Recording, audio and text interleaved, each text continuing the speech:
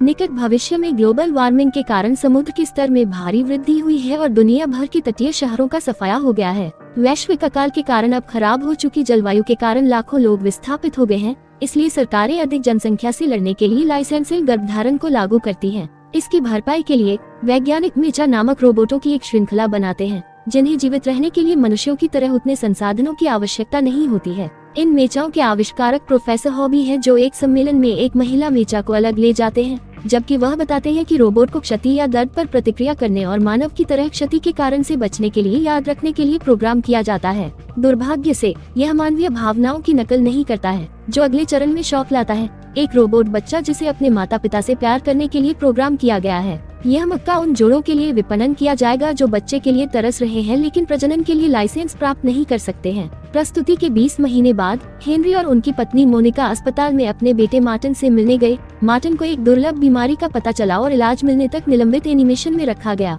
Martin के doctor को मोनिका की चिंता है, जो अभी भी उस इलाज की आशा रखती है और अक्सर अपने बेटे को पढ़ने आती है, और वह हेनरी को मोनिका को उस दुख से निपटने में मदद करने की सलाह देता है जिसे वह वर्तमान में दबा रही है। उम्मीद करती है कि इससे उसकी पत्नी को आगे बढ़ने में मदद मिलेगी। हेनरी साइबरट्रॉनिक बीटा परीक्षण के लिए आवेदन करता है और अपने नवीनतम आविष्कार का परीक्षण करने के लिए शौक से चुना जाता है। मक्का के एक बच्चे का नाम डेविड है। ये रोबोट प्यार का अनुभव करने के लिए एक प्रोटोटाइप मक्का का बच्चा कार्यक्रम है। मोनिका हेनरी के साथ बहस करने के विचार से आहत है और कहती है कि वह मार्टिन की जगह लेने की कोशिश कर रहा है। वह अभी तक मरा भी नहीं है। हालांकि अंततः मोनिका को एहसास होता है कि उसे अपने दिल में एक छेद भरने की जरूरत है और उसकी देखभाल की बहुत जरूरत है। फिर से एक बच्चा पैदा करे, भले ही मोनिका का मन बदलने के बाद वह मक्का ही क्यों न हो। हेनरी बताते हैं कि इम्प्रिंटिंग प्रोटोकॉल कैसे होती है, काम करता है। एक बार जब वे डेविड को रखने का निर्णय लेते हैं तो वे उसकी छाप को सक्रिय करने का विकल्प चुन सकते हैं। डेविड को एक नियमित बच्चे की तरह उनके प्रति वफादार बनाने के बारे में सोचे, जो अपने माता पिता से प्यार करता है।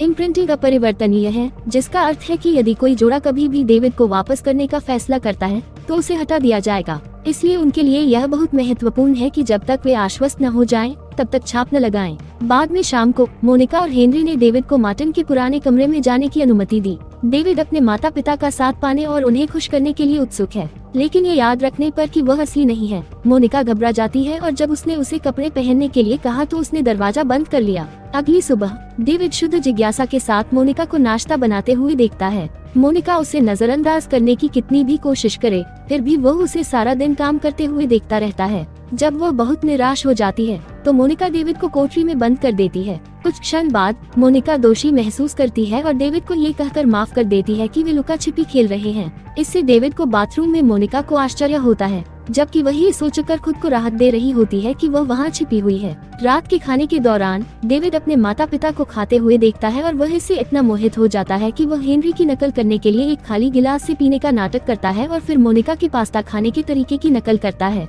जब मोनिका के होठों में फंस गए नूडल्स, ये डेविड को हंसाता है, जिससे उसके माता पिता भी हंसने लगते हैं। बाद में शाम में जब मोनिका डेविड को बिस्तर के लिए तैयार करती है, आखिरकार वह उसकी देखभाल इस तरह करती है मानो वह उसका असली बेटा हो। हालांकि यह उसे अस्पताल में मार्टिन के रोने की भी याद दिलाता है। अगली सुबह मोनिका ने इस तथ्य को स्वीकार करते हुए कि उसे मार्टिन की स्थिति से निपटने के लिए डेविड की जरूरत है, इम्प्रिंटिंग प्रोटोकॉल शुरू करने का फैसला किया।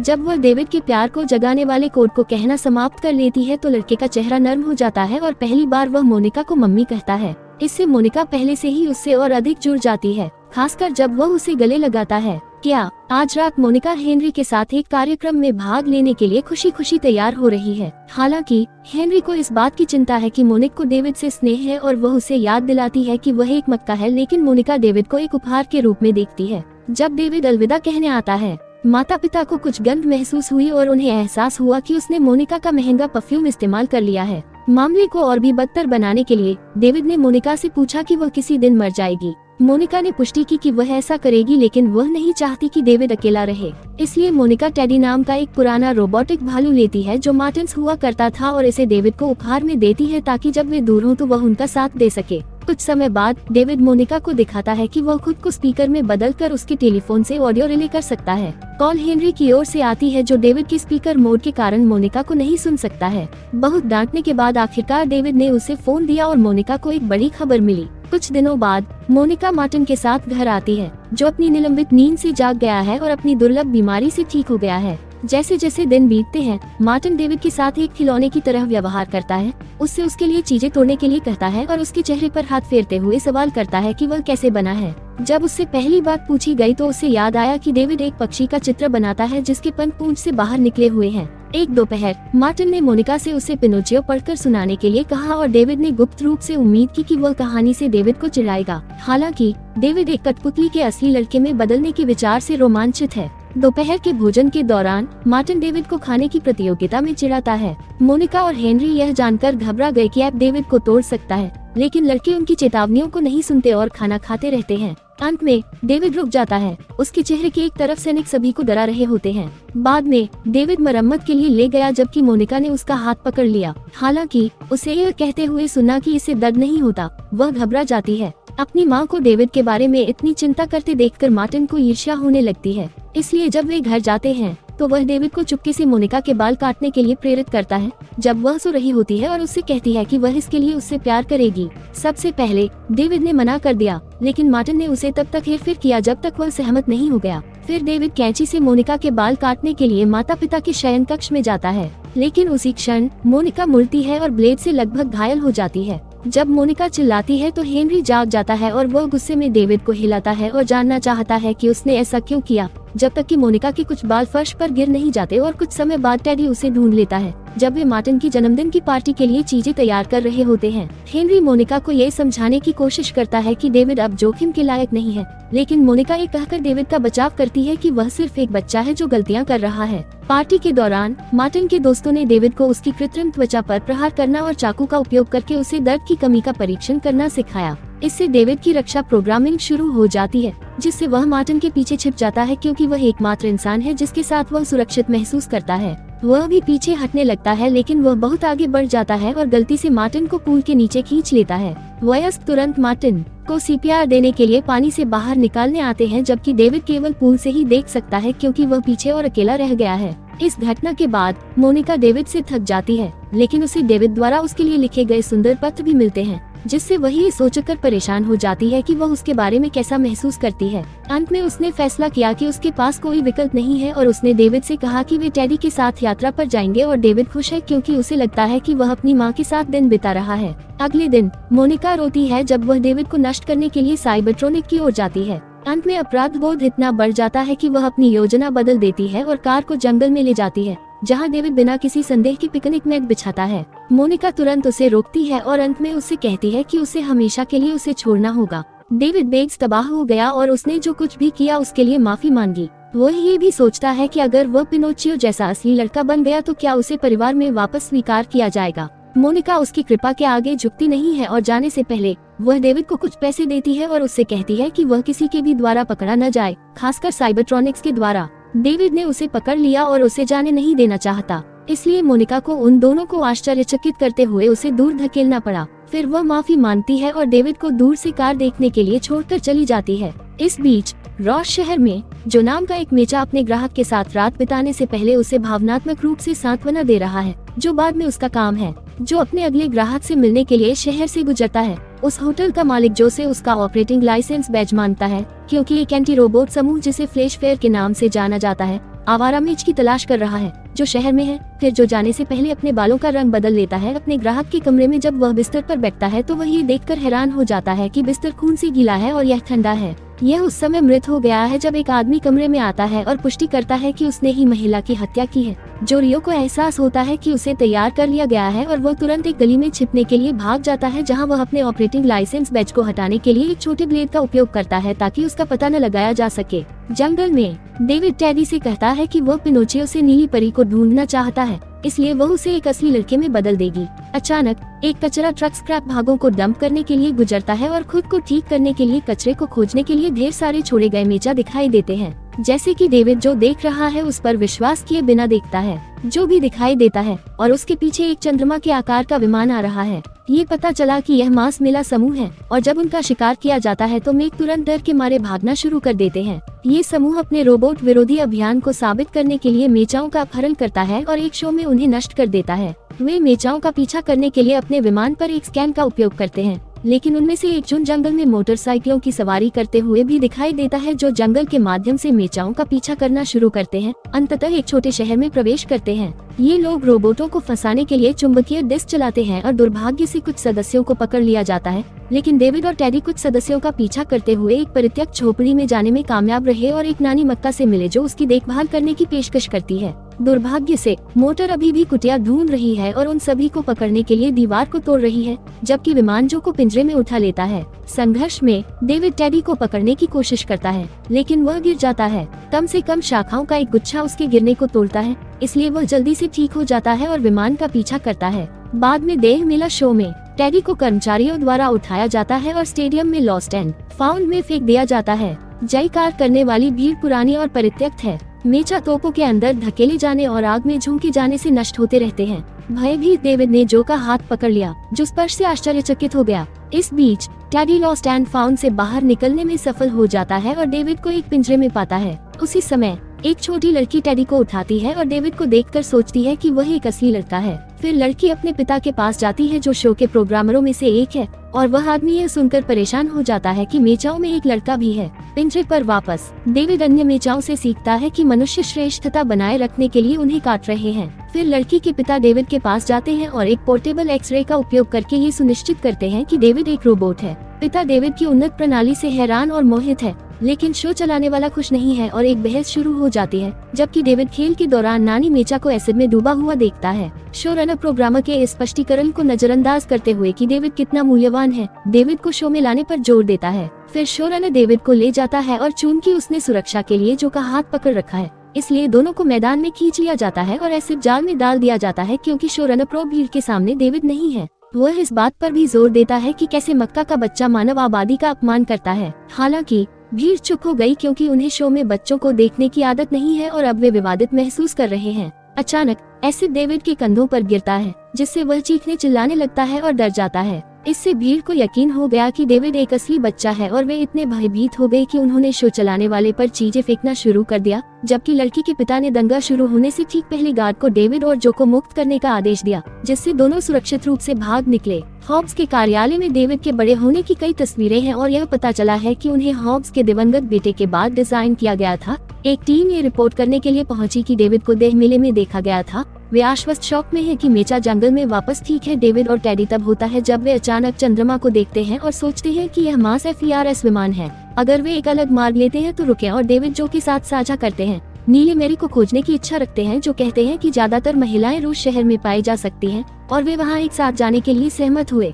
सबसे पहले उन्हें एक सवारी की जरूरत है, तो जो किशोरों के एक समूह को ढूंढता है और होलोग्राम पेन का उपयोग करके उन्हें अपने भविष्य में बहुत सारी मेचा महिलाओं का वादा करने के लिए प्रेरित करता है। लड़के उन्हें घुमाते हैं और एक बार जब वे शहर पहुंच जाते हैं, जो डेविड को चमकती रोशनी और अजीब आकार की इमारतों के बारे में सिखाने के लिए एक भ्रमण कराता है। डेविड एक देवदूत की मूर्ति से मोहित हो जाता है, क्योंकि वह सोचता है कि यह नीली परी है और चर्च में प्रवेश करने की कोशिश करता है, लेकिन जो उसे ले जाता है। आखिरकार उनकी मुलाकात डॉक्टर नू से होती है, जो एक सर्वज्ञ विश्वकोश के रूप में कार्य करता है। मोनिका द्वारा दिए गए पैसे का उपयोग करके डेविड को पता चला कि नीली परी दुनिया के अंत में है। ये जानकारी हॉबी के एक उद्धरण से आती है, जो इसे पसंद नहीं करता है, क्योंकि वह जानता है कि मक्का वह है जो दुनिया के अंत तक जाता है और कभी वापस नहीं आता है। इसलिए वह डेविड को समझाने की कोशिश करता है कि इंसान रोबोट से नफरत करते हैं। हालांकि डेविड इस बात पर जोर देता है कि मोनिका उससे प्यार करेगी यदि वह एक वास्तविक लड़का है, जो पर विश्वास नहीं करता है जब वह कहता है कि एक इंसान कभी भी मक्का से प्यार नहीं कर सकता है, और विपरीत संकेत देने के लिए उस पर चिल्ला रहा है। जब वे कोई दुकान नहीं छोड़ते तो पुलिस उन्हें ढूंढ लेती है और जो को अभी भी यह सोचकर गिरफ्तार कर लेती है कि उसने होटल में एक महिला की हत्या कर दी है। उत्सुकतावश डेविड हेलीकॉप्टर के चालक की सीट पर बैठ जाता है और उसे चालू कर देता है, लेकिन जाहिर तौर पर वह अपने तथाकथित पायलट में इसे नियंत्रित नहीं कर पाता है और शहर में चारों ओर भारी अराजकता पैदा कर देता है, चीजों को तोड़ता है और लगभग लोगों को मारता है। जैसे नागरिक भाग जाते हैं और घबरा जाते हैं। जो पुलिस से बचने और डेविड के साथ फिर से जुड़ने के लिए व्याकुलता का उपयोग करता है, जो वाहन को सुचारू रूप से उड़ाने और सुरक्षित रूप से भागने के लिए नियंत्रण अपने हाथ में लेते हुए हेलीकॉप्टर के अंदर कूद जाता है। कुछ घंटों बाद वे बंजर भूमि पर पहुंचते हैं, जो पहले मैनहट्टन था, जिसे जो शेरों के रोने की जगह कहता है। समुद्र के स्तर में वृद्धि के साथ परेशानी के बाद शहर के शेष हिस्से खंडहर और पानी के नीचे रह गए हैं। डेविड को शेर की मूर्तियों का एक समूह मिला, जिनके मुंह से पानी निकल रहा था, जो उसे जो के उद्धरण की याद दिलाता है। इसे एक संकेत के रूप में देखता है। वे शेर की मांद के बगल वाली इमारत में एक हेलीकॉप्टर उतारते हैं। डेविड और जो प्रोफेसर के शॉप की तलाश करते हैं। डेविड को एक दरवाजा मिलता है जिस पर एक परी कथा का उद्धरण लिखा हुआ है और वह उसे पार करते हुए एक कुर्सी ढूंढता है जिस पर कोई बैठा है। जब ये पलट जाता है, डेविड एक ऐसे बच्चे को पाकर हैरान है जो बिल्कुल उसके जैसा दिखता है। दूसरा डेविड बस मुस्कुराता है और उसे अपने साथ पढ़ने के लिए आमंत्रित करते हुए कहता है कि वह असली है, लेकिन पहला डेविड सोचता है कि यह लड़का उसकी जगह लेगा। क्रोधित डेविड एक लैंप पकड़ता है और उसे दूसरे डेविड के सिर में टेबल पर पटक देता है जिससे पता चलता है कि यह भी एक मक्का है। भयभीत जो चला जाता है जबकि डेविड जोर से चिल्लाता है कि वह विशेष और अद्वितीय है। उस समय प्रोफेसर होबी उसे रोकने के लिए आते हैं और डेविड को आश्वस्त करते हैं कि वह एक असली लड़का है और दावा करता है कि उसके पास अपनी खुद की ब्लू फेरी है। डॉक्टर को पता है कि ब्लू फेरी को खोजने के सुराग स्पष्ट रूप से डेविड को उसके शौक को दिखाने के लिए प्रेरित करने के लिए बनाए गए थे और यात्रा का परीक्षण भी किया गया था। ये देखने के लिए डेविड की प्रेरणा इतनी मजबूत थी कि वह उसे एक अज्ञात सपने का पीछा करने के लिए प्रेरित कर सके जो अन्य सदस्य नहीं कर सकते। होबी अपनी टीम को इकट्ठा करने के लिए कार्यालय से बाहर चला जाता है और डेविड इस तथ्य के बारे में सोचता है कि उसकी यात्रा किसी और के डिजाइन का हिस्सा रही है। इसके बाद डेविड दूसरे कमरे में प्रवेश करता है जहां उसे कई और सदस्य मिलते हैं जो उसके जैसे दिखते हैं, जिनमें से एक अभी भी खुला है। वो एक खिड़की के पास जाता है और उस पक्षी को देखता है जिसे वह अपनी पहली स्मृति के रूप में याद करता है, जो कार्यालय के बाहर एक मूर्ति बन जाती है। डेविड और उसकी महिला समकक्ष को बेचने के लिए बड़े पैमाने पर बक्से रखे जाते हैं, यह महसूस करते हुए कि वह कभी अद्वितीय नहीं था। डेविड बाहर जाता है और पानी में गिर जाता है और जो हेलीकॉप्टर को देखता रहता है पानी के अंदर मछली का एक झुंड डेविड को ले जाता है जब तक कि वह किसी ऐसी चीज के सामने नहीं गिर जाता है जो उसका ध्यान आकर्षित करती है। डेविड बाहर पहुंचता है लेकिन जो उसे पहले पाता है और हेलीकॉप्टर का उपयोग करके उसे खींच लेता है। 6 भेजे गए हमारे वहां पहुंचने के बाद यहाँ तक कि उसे एहसास होता है कि उसे दुर्भाग्य से पानी के नीचे नीली परी मिल गई, इससे पहले कि वे आगे बढ़ पाते जो अचानक उनके ऊपर मंडरा रहे एक पुलिस हेलीकॉप्टर द्वारा आकर्षित हो जाता है, जो डेविड को अलविदा कहता है और उससे पूछता है कि जब वह एक असली लड़के के रूप में बड़ा हो जाए तो महिलाओं को अपनी कहानी सुनाए। फिर वह दूर जाने से पहले हेलीकॉप्टर पनडुब्बी मोड को सक्रिय कर देता है। ब्लू फेरी डेविड के पायलटों ने अपने बगल में टेडी के साथ एक परित्यक्त कार्निवल में परिवर्तित हेलीकॉप्टर को खोजने के लिए दृढ़ संकल्प किया। वे परियों की कहानियों का प्रतिनिधित्व करने वाले सभी आकर्षणों को देखते हैं और अंततः पिनोचियो की खोज करते हैं, जिसका वह तब तक पीछा करते हैं जब तक कि उन्हें ब्लू फेरी की मूर्ति नहीं मिल जाती। उसी समय फेरिस व्हील हेलीकॉप्टर के ऊपर गिर जाता है जिससे वे फंस जाते हैं। डेविड को कोई परवाह नहीं है, हालांकि उसकी आंखें केवल नीली परी पर हैं और वह उससे उसे एक असली लड़का बनाने की भीख मांगता है। हालांकि परी कोई प्रतिक्रिया नहीं देती है और डेविड कई वर्षों से वहीं फंसा हुआ है और रोशनी बंद होने के बाद भी उम्मीद नहीं खोता है। 2000 साल बाद दुनिया बर्फ और बर्फ से ढकी हुई है और मनुष्य कुछ समय के लिए गायब हो गए हैं। एक दिन एक विदेशी अंतरिक्ष यान दिखाई देता है और मैनहट्टन के चारों ओर उड़ता है क्योंकि वे ग्रह का उपनिवेश करते हैं। वहाँ वे बर्फ पर उसे और टेडी को ढूंढते हुए डेविड के हेलीकॉप्टर की ओर बढ़ते हैं। वे तुरंत उसे पुनः सक्रिय कर देते हैं और डेविड अपने सामने नीली परी को देखने से पहले ही बेहोश हो जाता है। वह तुरंत हेलीकॉप्टर से बाहर निकलता है और जमी हुई मूर्ति के पास पहुंचता है जबकि विदेशी जीव उसे देखते रहते हैं। फिर वह नीली परी को छूता है जिससे वह उसके सामने टूटकर टूट जाती है। ग्रह को बेहतर ढंग से समझने के लिए एलियंस डेविड की स्मृति को स्कैन करने के लिए इस अवसर का उपयोग करते हैं और अचानक डेविड खुद को मोनिका के घर में मेज पर बैठा हुआ पाता है। घर बिल्कुल वैसा ही दिखता है जैसा वह याद करता है और डेविड उत्सुकता से मोनिका की खोज करता है, लेकिन यह एक अलग आवाज है जो उत्तर देती है। डेविड ब्लू परी को जीवित और बात करते हुए देखकर आश्चर्यचकित हो जाता है और उससे उसे एक असली लड़के में बदलने के लिए कहता है, लेकिन वह स्वीकार करती है कि वह ऐसा नहीं कर सकती। एलियंस ब्लू परी का उपयोग करके डेविड से बात करते हैं और उसे बताते हैं कि मोनिका चली गई है और कोई परी भी उसे पुनर्जीवित नहीं कर सकती है क्योंकि अवशेष भी बहुत पहले गायब हो चुके हैं। जबकि डेविड मोट्स टेडी डेविड को उस समय याद दिलाने के लिए उसके पास आता है जब उसने मोनिका के बाल काटे थे और खुलासा किया था कि उसने बालों का वही गुच्छा रखा था,